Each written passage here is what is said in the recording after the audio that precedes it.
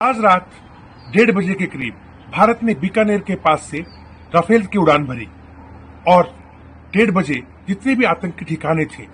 लगभग 9 के करीब आतंकी ठिकानों पर पाकिस्तान के अटैक कर दिया। सबसे पहला अटैक आया मुजफ्फराबाद के ऊपर, 2 अटैक, उसके बाद सीधा अटैक गया भावलपुर, उसके बाद अटैक गया कोटली पर, कोटली के बाद में अटैक गया गुलपुर के अंदर, गुलपुर के बाद में अटैक गया बिम्बर पे, बिम्बर के बाद में गया चकमरू पे और उसके बाद में गया मुरीदके के अंदर और फिर सियालकोट। मुरीदके और भावलपुर दोनों लश्कर तैयबा और जैश ए मोहम्मद के हेडक्वार्टर्स हैं। बताया जा रहा है कि भावलपुर के अंदर 2 के करीब मिसाइल्स का अटैक हुआ, जिसके अंदर लगभग 50 से ज्यादा लोग मारे गए। पूरा वहां पे अफरा तफरी मच गई और अस्पताल के आगे भी अफरा तफरी मची हुई थी भावलपुर के अंदर।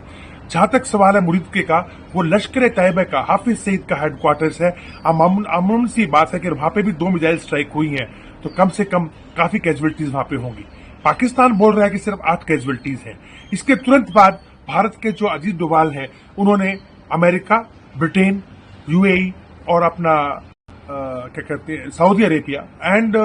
साथ साथ में रूस से फोन पे बात की, जिसके तुरंत पश्चात अमेरिका के एनएसए और अमेरिका के जो सेक्रेटरी ऑफ स्टेट है मार्को रूबियो, इन्होंने पाकिस्तान के एनएसए से और पाकिस्तान के जो आईएसआई चीफ हैं आसिम मलिक, उनसे बात की और कहा कि आप अटैक नहीं करेंगे। पाकिस्तान के ऊपर अटैक होने के तुरंत बाद रात को ही पाकिस्तान की एलओसी के ऊपर, चाहे वो उरी हो, चाहे पुंछ हो, चाहे वो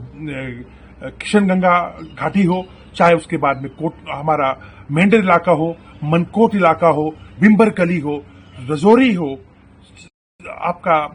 नौशहरा हो और यहां तक कि सुंदरबनी तक पूरे के पूरे एलओसी के ऊपर पाकिस्तान ने आर्टिलरी फायर खोल दिया, यानी तोपे खोल दी। इसके बाद भारत की तरफ से भी लगातार वहां पे जवाब गया और कम से कम 4-5 जगह पे भारत जो है सवेरे तक काफी बड़ी मात्रा के अंदर पाकिस्तान पे अटैक कर चुका था। पूरे के पूरे जो एयर बेसिस हैं, हमारे पठानकोट के हों, चाहे हमारे अमृतसर के हों या फिर जम्मू के, इनके ऊपर सब कुछ जो नॉर्मल सिविलियन एयरक्राफ्ट की आवाजाही वो बंद कर दी गई, नोटेम लागू कर दिया गया और सभी के सभी जो हमारे एयरक्राफ्ट्स हैं वो पूरे के पूरे एयरबोर्न थे। पूरा का पूरा जितना भी एयर डिफेंस सिस्टम हमारा है, चाहे वो S-400 हो, चाहे आकाश हो, चाहे जितने भी हमारे इलेक्ट्रॉनिक वॉरफेयर के सिस्टम्स हैं, जो एयर डिफेंस सिस्टम्स हैं, वो पूरे के पूरे ऑन कर दिए गए। खबर ऐसी है कि एक मिसाइल पाकिस्तान ने फायर करने की कोशिश की, लेकिन उसको हमारी एयर डिफेंस ने मार गिराया और अनकन्फर्म्ड रिपोर्ट ये भी आ रही है कि एक F-16 भी शायद इसके अंदर धराशायी हुआ। पाकिस्तान के जो शहबाज शरीफ हैं, हालांकि अभी आज उनके पास कोई ताकत नहीं है, क्योंकि जनरल आसिम मुनीर ने एनएसए की जगह पे अपने आईएसआई चीफ आसिम मलिक को बिठा के पूरी की पूरी कैबिनेट पे कब्जा कर लिया आज से 2 दिन पहले। और वो चाह भी रहे थे कि वो पूरी की पूरी जो ये जरदारी है, जो प्रेसिडेंट है, उनके नीचे वाइस प्रेसिडेंट की पोस्ट भी वो ले ले, ताकि पाकिस्तान एक तरीके से अनकहे मार्शल लॉ के अंदर आ जाए। आसिम मुनीर की तरफ से तो कोई स्टेटमेंट नहीं आई, लेकिन शहबाज शरीफ ने कहा कि कल वो अपनी नेशनल सिक्योरिटी जो काउंसिल की जो मीटिंग है उसको बुलाने जा रहे हैं। भारत के अंदर भी कैबिनेट कमेटी ऑन सिक्योरिटी जो है कल बैठने जा रही है। आर्मी भी अपनी तरफ से ब्रीफिंग करेगी कि आज सवेरे क्या क्या होने जा रहा है। आज ही भारत की कैबिनेट कमेटी ऑन सिक्योरिटी भी बैठने वाली है। तो पूरा का पूरा जो माजरा है रात को हुआ, वो कुछ घंटों के बाद में ये हमारे सामने आ जाएगा।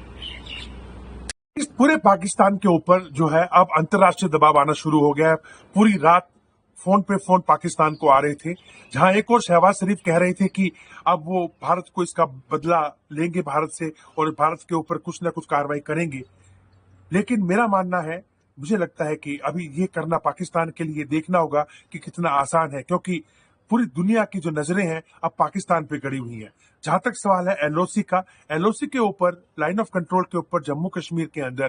भारत की पाकिस्तानी सेना के साथ जबरदस्त गोलाबारी चल रही है। और ये जो सिचुएशन है कैसे रोल करती है, क्या ये आगे फुल फ्लैश वॉर की तरफ बढ़ती है कि नहीं बढ़ती, इसका अंदाजा आज हमें दिन के अंदर हो जाएगा। साथ में ही पूरा ऑफिशियल स्टेटमेंट देते हुए सभी जितने भी देश हैं जो हमारे साथ में जुड़े हुए हैं, उनको ये सूचना देती थी कि भारत ने अभी 22 तारीख को जो एक बहुत ही